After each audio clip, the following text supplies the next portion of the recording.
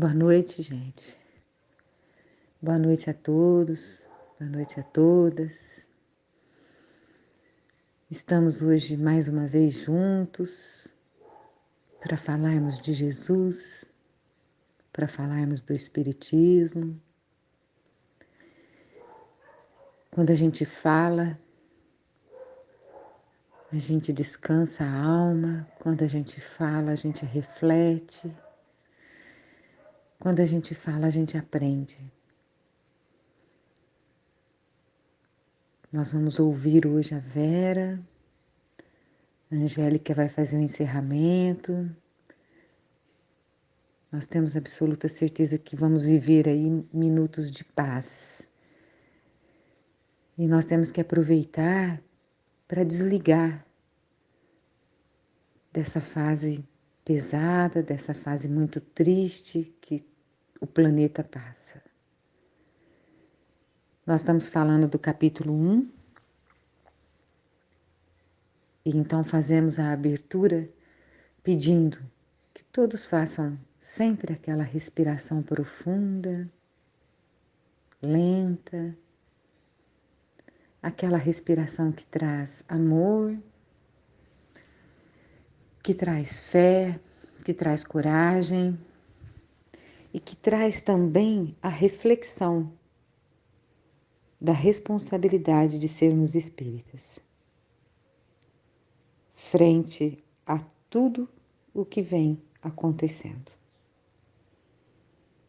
A gente olha o Evangelho e a gente vê a dedicação,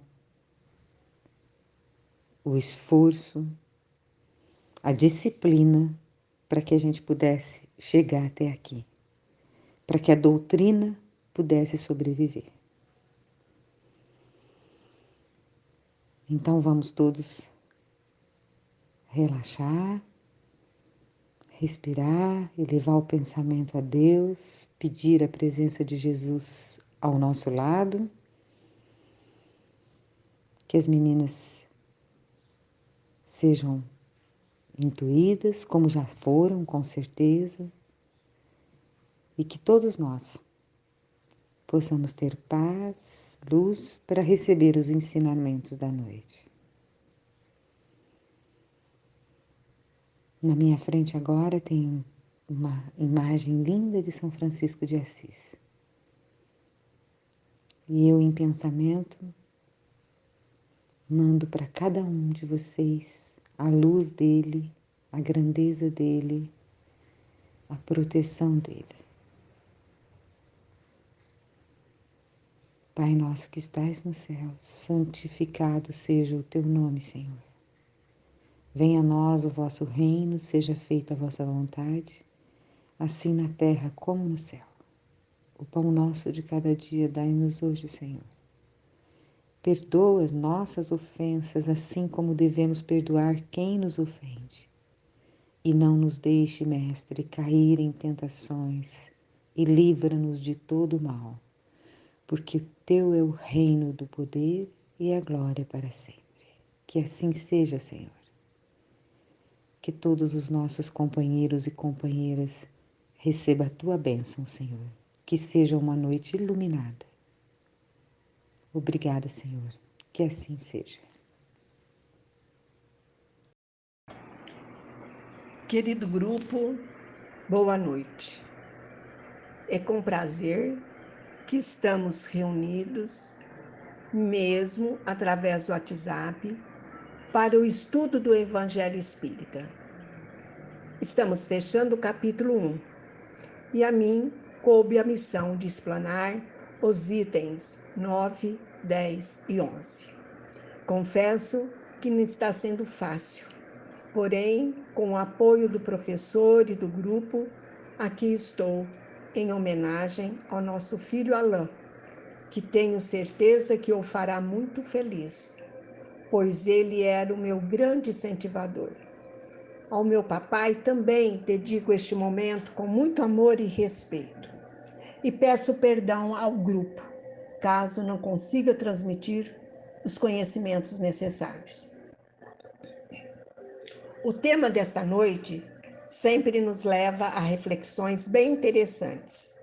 A nova era. Essa fase de transição em que encontramos sempre desperta um alerta. Este capítulo, Kardec, com muita propriedade, iniciou com o título Não vim destruir a lei. Lembrando que o Espiritismo, assim como Jesus, não veio retirar nada o que Moisés nos deixou. Moisés mostrou uma semente da moral cristã. E esta semente são os 10 mandamentos de Deus, que é como um farol a iluminar a humanidade no caminho a ser percorrido. Mas foi a criação do advento do Cristo entre nós que pudemos dar maior entendimento da mais pura moral, a mais sublime, a moral cristã, de renovar, aproximar os outros, torná-los fraternos, trazendo aos corações humanos a caridade e o amor ao próximo. Amar entre todos os homens, uma solidariedade comum, capaz de dar um passo a mais para fazer a terra morada de espíritos superiores. A lei do progresso se cumpre. O Espiritismo vem como um instrumento de Deus para elevar a humanidade, fazer com que as ideias morais realizem os progressos que estão nos desígnios de Deus dispersos nos corações. A moral, então, tocará os espíritos e ela se dedicará a uma ciência que lhe traz a chave da vida futura e lhe abre a porta da felicidade eterna. Bem, estamos vivendo momentos tristes.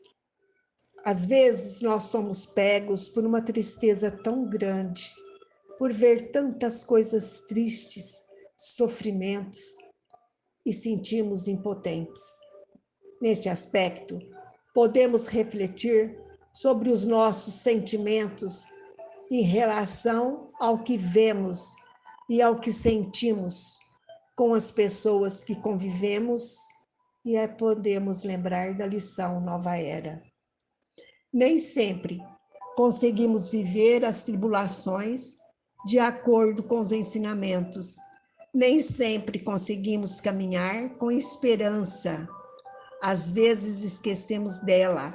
Às vezes achamos que o que passa na televisão é o resumo do que acontece no mundo, quando, na verdade, sabemos que a mídia apresenta uma pequenina parcela, e geralmente uma parcela negativa do que acontece pelo mundo. A mídia tem prazer de mostrar o sofrimento, as perdas de entes queridos, acidentes, catástrofes. E isso ela faz com grande prazer. E tudo isso atinge os corações da humanidade. André Luiz cita: o mal não merece comentário em tempo algum, mas podemos buscar esse entendimento com franqueza, com fé raciocinada. É olhar para o mundo e falar: será que é verdade o que Kardec está dizendo? Nós estamos vivendo a nova era? Como saber isso? Como sentir isso? Como fazer com que este conhecimento tenha um sentido, não apenas daquela fé? Temos vivenciado há milhares de anos que fala: eu creio, mas não sinto. Percebe a diferença? A gente, durante muito tempo, enquanto cristão, tínhamos aquela fé externa, aquela crença que vinha de fora, imposta muitas vezes pelo nascimento. Aqui não é diferente. Aqui o convite é para raciocinar, refletir, buscar E aí podemos lembrar do que Jesus disse: buscai e achareis. Na nova era, os homens lutam contra a miséria moral. E daí precisamos parar de buscar esta nova era fora e finalmente encontrar dentro de nós, porque o mundo renovado, o mundo regenerado começa em nosso mundo íntimo e daí tudo se transforma. Aquelas coisas que a gente olha e acha que é uma catástrofe, doenças, desastre, etc., nada mais é que oportunidades de reflexão, de um reajuste, de retomada de um caminho certo. Bem, pessoal, diante do que foi citado, sofrimentos, catástrofe, doenças, dizem respeito à transição que a humanidade está passando rumo à regeneração. Allan Kardec nos explica que temos a escala dos mundos conforme a progressão que seus habitantes vão estabelecendo. Primeiro patamar, mundo primitivo. Segundo patamar, provas e expiação, que é o mundo que vivemos. A dor e o mal ainda predominam. Terceiro patamar será de regeneração.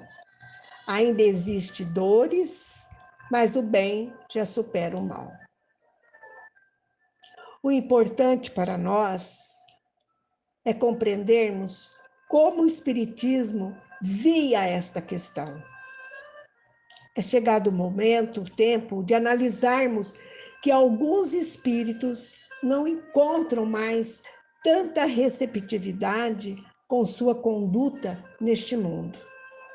São irmãos se sentindo agredidos em acompanhar os crimes absurdos que vimos todos os dias na mídia.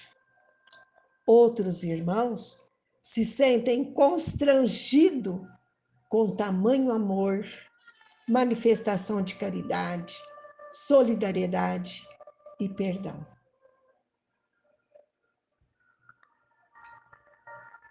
Aí pergunta-se: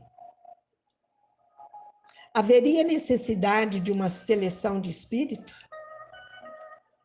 Será que todos os espíritos que hoje estão entre nós queriam acompanhar estas mudanças e passar a pertencer a outro grau de evolução?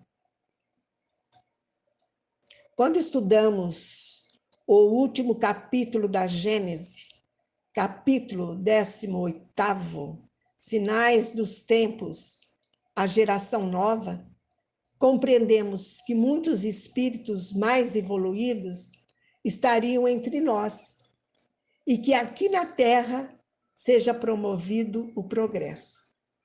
Alguns chamariam de crianças índicas ou crianças cristais.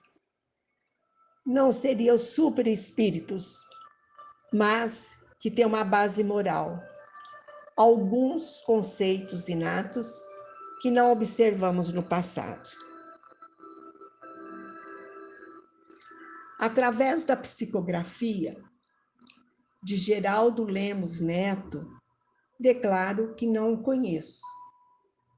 Relata que desde 2000 para cá não encarnam espíritos com dificuldades, mas dentro do padrão necessário para viver no planeta de evolução. Para que isso acontecesse através de estudo, foi necessário que todos os espíritos ligados ao órgão terrestre tivessem uma última chance.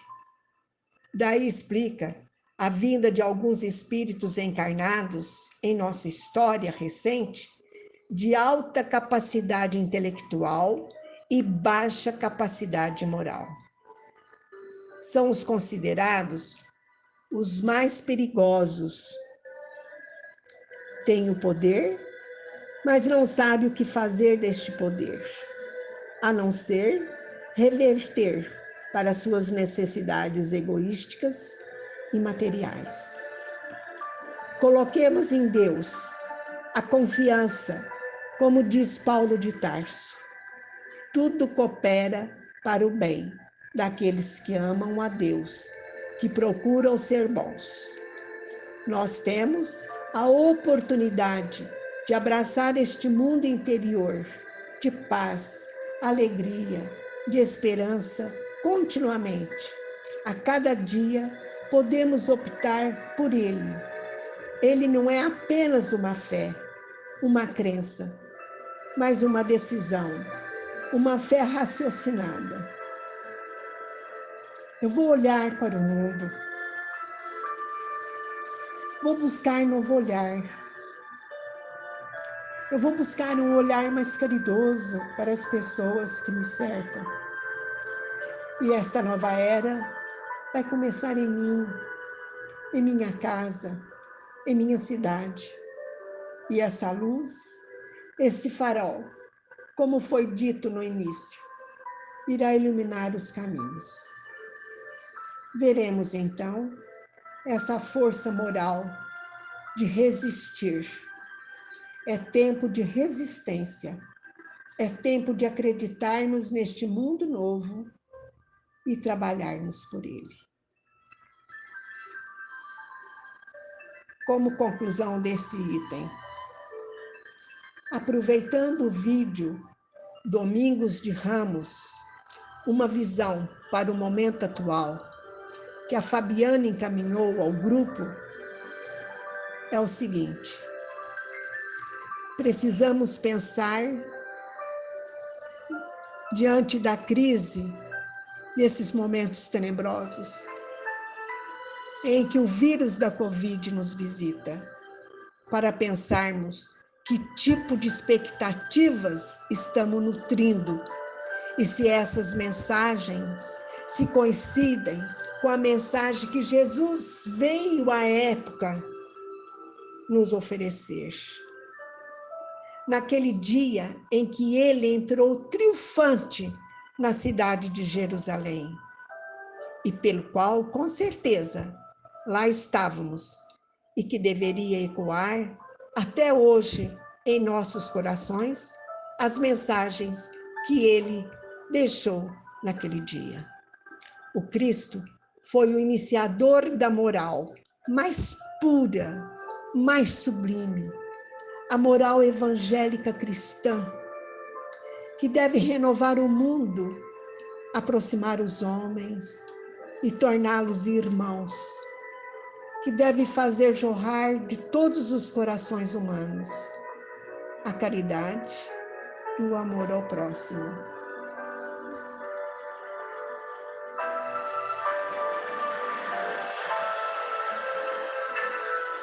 Quem seria Fenelon? É um dos espíritos da codificação espírita, pertencente à equipe do Espírito da Verdade, que se comunicou com Allan Kardec para que ele pudesse trazer o espiritismo à humanidade terrena, no século XIX. Fenelon é o nome literário de Francisco de Salignac de La Motte, nascido no castelo de Fenelon, em Perigorde, a 6 de agosto de 1651. Ai, meu Deus. Foi escritor francês, ordenou-se sacerdote em 1675 e passou a dirigir uma instituição que tinha por objetivo reeducar as jovens protestantes convertidas ao catolicismo. Com 44 anos, tornou-se arcebispo de Cambrai. Fenelon aparece nos livros básicos da doutrina espírita em vários momentos. Assina os prolegômenos de O Livro dos Espíritos e a pergunta número 917, onde considera o egoísmo como a mais difícil das imperfeições humanas de se esperar. Fenelon nos alerta: cristão, retornai ao Mestre que quer vos salvar. Tudo é fácil àquele que crê e que ama. O amor enche-o de uma alegria inefável. Sim, meus filhos, o mundo está abalado. Os bons espíritos vô-lo dizem bastante. Curvai-vos sob o sopro percussor da tempestade, a fim de não serdes derrubado.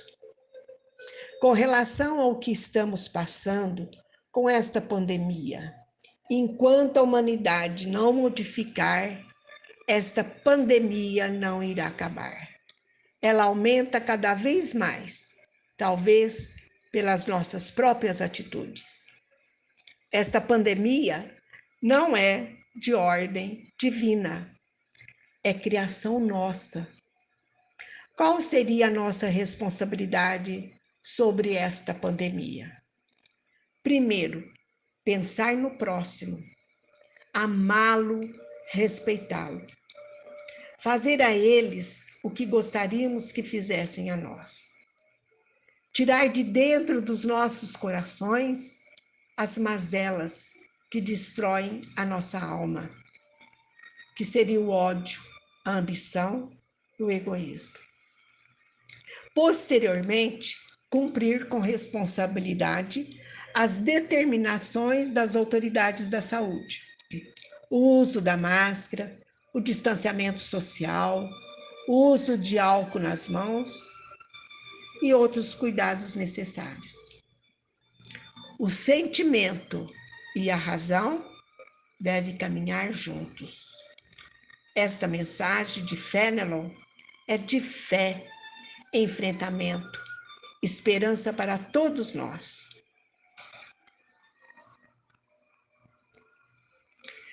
Como é gostoso falar sobre Santo Agostinho. Eu ficaria horas e horas falando sobre ele.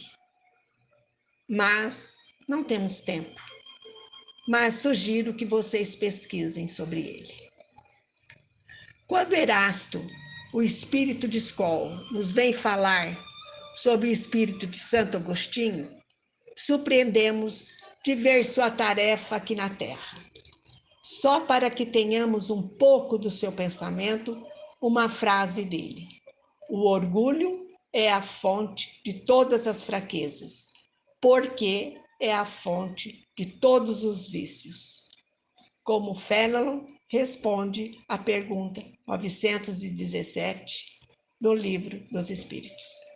Seu pai era pagão e sua mãe, Mônica, cristã, depois Santa Mônica. Santo Agostinho, sempre questionando a razão, não a fé cega, não a fé acomodadíssima, aquela fé que espera de fora para dentro. Ele nos fala da transformação.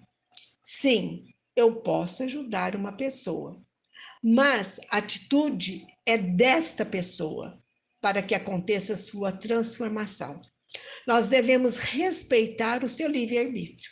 Nós não podemos forçá-la a mudar. Ela tem que querer mudar. Nós podemos ajudar, como eu falei, mas depende dela, exclusivamente desta pessoa. Na leitura desse item 11, fala-se sobre o encontro de Santo Agostinho consigo mesmo, na estrada própria, estrada de Damasco. Ouviu a voz santa lhe aclamar: Saulo, Saulo, por que me persegues? Ele exclamou: meu Deus, perdoai-me, eu creio, eu sou cristão. semelhante a Paulo de Tarso. Por isso, essa analogia, ele se pergunta em seu íntimo. Aliás, é o que temos que perguntar a nós mesmos. Se, como cristão, minhas atitudes condizem com as atitudes do Cristo? Isto é ter um caráter cristão. Ele se questionava a si próprio. Depois disto, tornou-se um dos mais firmes sustentáculos do Evangelho. Depois que perdeu sua mãe, afirmava: estou certo que minha mãe voltará a me visitar e me dará conselhos, revelando-me o que me espera na vida futura. Nestas palavras, pode-se encontrar um grande ensinamento e uma previsão brilhante da futura doutrina. Ele nunca perdeu a sua crença, né? Ele nunca perdeu a sua reta, mas ele afirmava que ele tinha certeza que a mãe dele voltaria para aconselhá-lo. Então, neste pensamento, ele preveu a brilhante doutrina futura. Sem renegar sua fé, fazer-se o propagador do Espiritismo, porque nele vê o cumprimento das suas coisas preditas.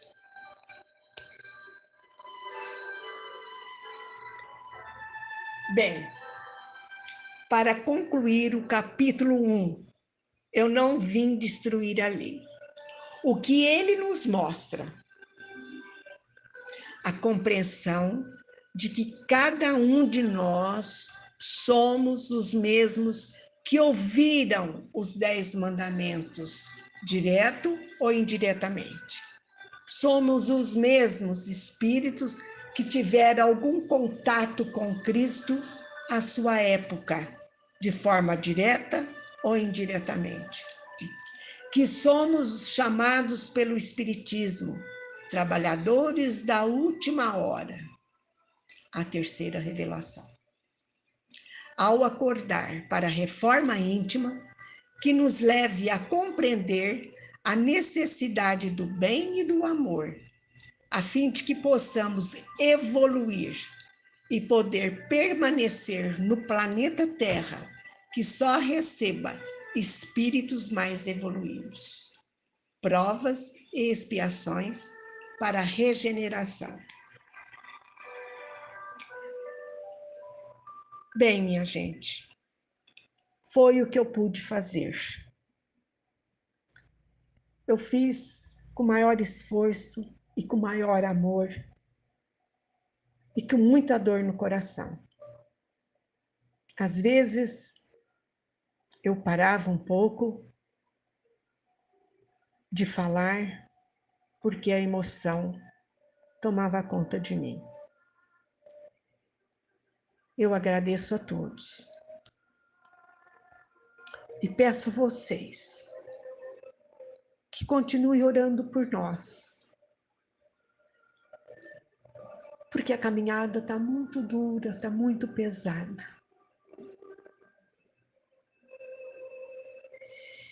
Eu espero e tenho certeza que Deus está conosco.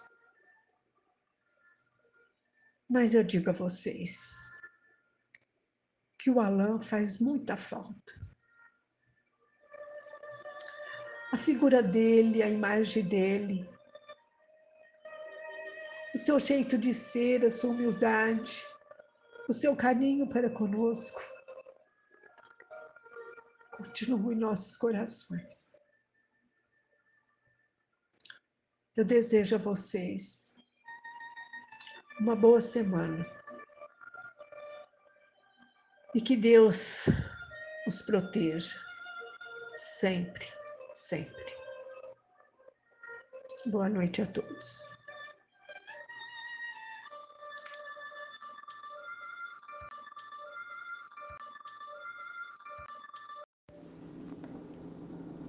Boa noite, amigos.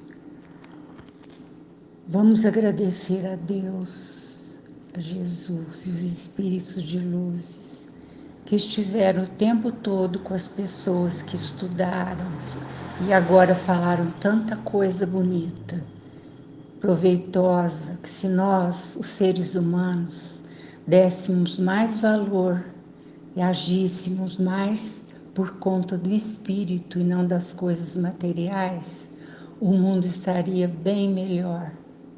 E com certeza nós não precisaríamos estar passando por tudo isso que nós estamos passando agora.